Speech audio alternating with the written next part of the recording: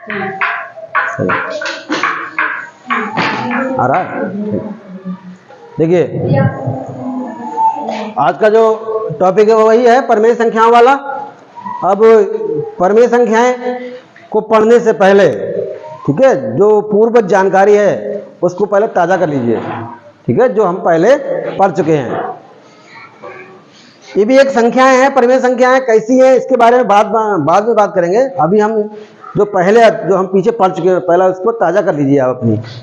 जैसे प्राकृतिक संख्याएं, प्राकृतिक संख्याएं, प्राकृतिक संख्याएं दे दीजिए, ध्यान दीजिए। प्राकृतिक संख्याएं कौन सी संख्या होती हैं? वे संख्याएं जो किसी चीज को काउंटिंग करने के काम में आती हैं, गिनती करने के काम में आती हैं, ठीक है। जैसे चाक है हमारे पास, 1 2 3 4, ये सब काउंटिंग करने के काम आती है। खेत में कितने बंदर हैं? 1 2 3 4 5, ये सब क्या होते हैं? पूर्णांक होते हैं, पूरी संख्याएं होती हैं। तो इनको कहा जाता है प्राकृतिक संख्या। ये कहाँ से स्टार्ट होती है? एक कोई गिनती जब गिनोगे कहाँ से स्टार्ट करोगे? एक, तुम्हारे घर में 5 भैंसे हैं तो कहाँ से स्टार्ट करोगे काउंटिंग? 1 2 3 4 5। तो इनका उपयोग कहाँ होता है? काउंटिंग करने में होता है। तो 1 2 3 4 और कहाँ तक जाएगी? इनफाइनाइट तक जाएगी, अनंत तक जाएगी। ये इसकी आखिरी सीमा कोई नहीं है। सबसे छोटी प्राकृतिक संख्या कौन सी होगी? 1 होगी। और सबसे बड़ी किसी को मालूम? सबसे बड़ी प्राकृतिक संख्या किसी को नहीं मालूम है आज तक, ठीक है। अगला अब देखिए, इसके बाद देखिए इसका अगला, जब कोई संख्या काउंटिंग करते जाएं, जैसे मान लीजिए हमारे जेब में 5 सिक्के हैं, 1 गिना हमने, 2 गिना, 3 गिना, 4 गिना, 5 गिना। अब हमने गिन के अलग कर लिए। अब हमारी जेब में कितना रह गए? 0। अब उत्पत्ति किसकी हो गई? 0 की। अब 0 कहाँ ले जाएं? तो इन्हीं के ग्रुप में 0 और बढ़ा दिया गया। इनके ग्रुप में क्या बढ़ा दिया गया? 0। अब 0 को भी शामिल कर लिया गया, 0 1 2 3 और इनफाइनाइट तक, अनंत तक। इन संख्याओं को जब 0 शामिल कर लिया गया तो इन संख्याओं को कहा गया पूर्ण संख्याएं। पूर्ण कितना समझ में आ गया? सबसे छोटी पूर्ण संख्या 0, सबसे बड़ी पूर्ण संख्या अनंत, ठीक है। अब बात आती है कि जब 0 1 2 3, अब हमें कहीं पीछे जाना हो, जैसे कोई दिशा बताना हो, कोई विषम परिस्थितियां आ गई हो। जैसे मान लीजिए यहाँ पर कोई व्यक्ति खड़ा है और आगे जा रहा है, यहाँ इधर जा रहा है। मान लो एक व्यक्ति यहाँ पर खड़ा है, ठीक है, यहाँ पर ए पर, और एक व्यक्ति खड़ा यहाँ पर बी पर है। तो एक इधर है और एक इधर है। तो हम इसको मान लीजिए यहाँ पर 1 या 2 किलोमीटर, मान लो 2 किलोमीटर है और ये भी 2 किलोमीटर इधर से। तो हम चिन्ह से कैसे बताएंगे? चिन्ह से,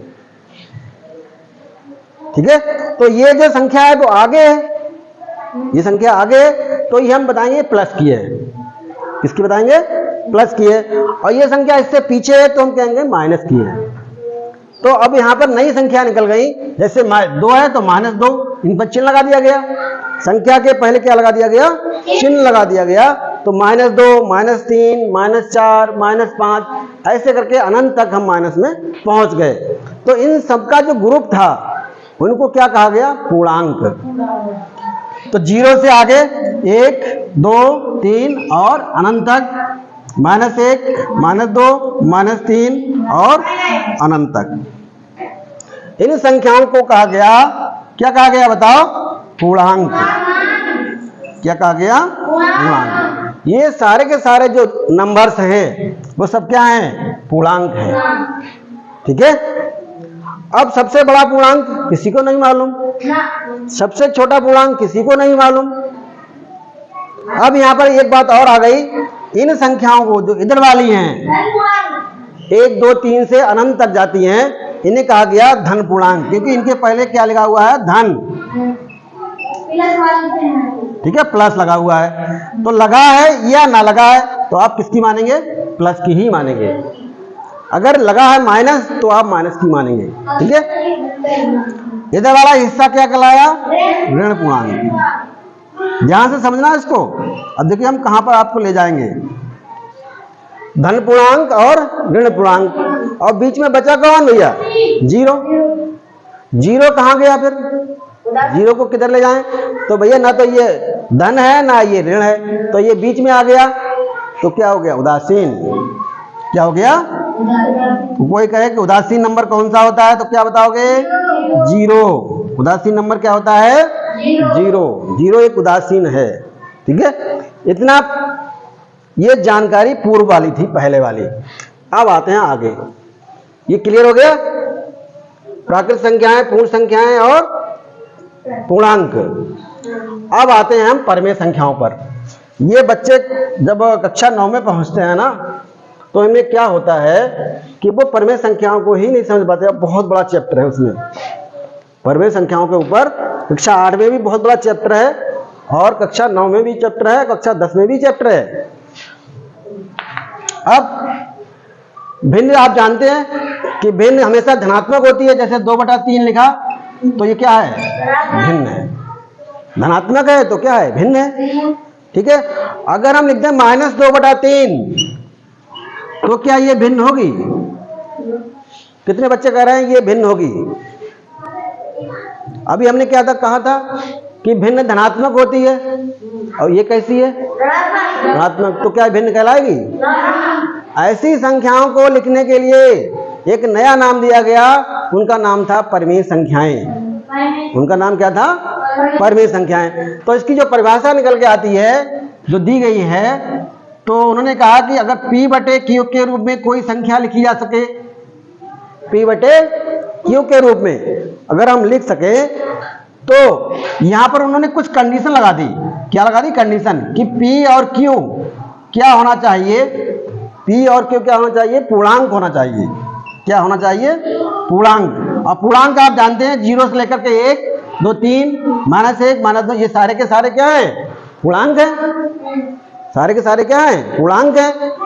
अब एक और कंडीशन लगाई कि Q कभी भी 0 नहीं होना चाहिए। क्यों, पूर्णांक, ये पूर्णांक तो है मगर नीचे कभी भी 0 नहीं होना चाहिए। इस तरह की अगर कोई संख्या है तो उसे हम क्या कहते हैं, परमेय संख्याएं कहते हैं। ठीक है, जैसे मान लीजिए अभी हमने प्राकृत संख्या पढ़ी थी, 1, 2, 3, 4 और इनफाइनाइट तक। अब क्या ये परमेय संख्याएं हो सकती हैं,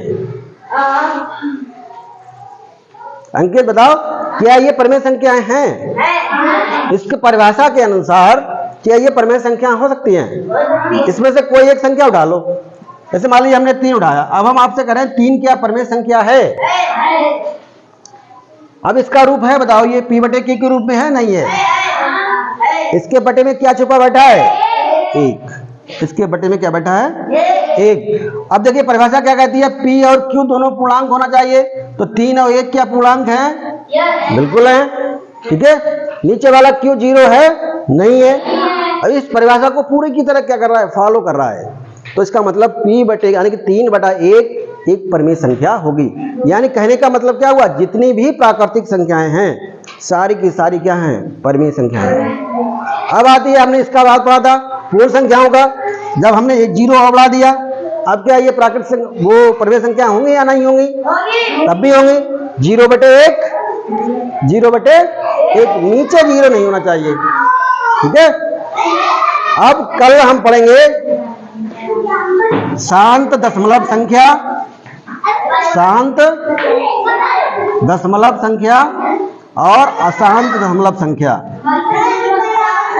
ठीक है, अगर ये चैप्टर आपने ढंग से पढ़ लिया तो समझ लो आधा गणित तुम्हारा कंप्लीट हो जाएगा। ये शांत दशमलव और अशांत दशमलव, बाकी कल हम पढ़ेंगे। ठीक है।